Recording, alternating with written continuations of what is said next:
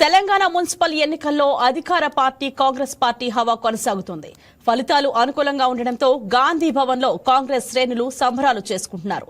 Nereducharla, Huzur Nagar, Holeya, Nandikonda, Chandur, Bhoothpur, Dharmapuri, Bheemgal, Bichkunda, Banswada, Yellareddy, Choppadandi, Sultanabad, Manthani, Maripeda, Dornakal, Aswaraopeta, Narayankhed, station Ghanpur లో Congress party ఇప్పటివరకు హవా చూపింది.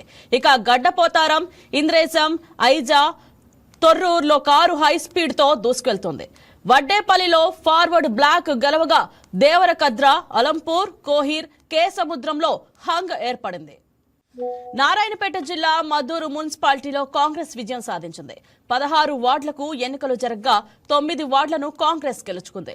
బీఆర్ఎస్ 6 స్థానాలు, ఇతరులు 1 వార్డులో గెలిచారు. సూర్యాపేట జిల్లా కోదాడ మున్సిపాలిటీని కాంగ్రెస్ సొంతం చేసుకుంది. మొత్తం 35 వార్డులకు జరిగిన ఎన్నికల్లో 27 వార్డులను కాంగ్రెస్ దక్కించుకుంది.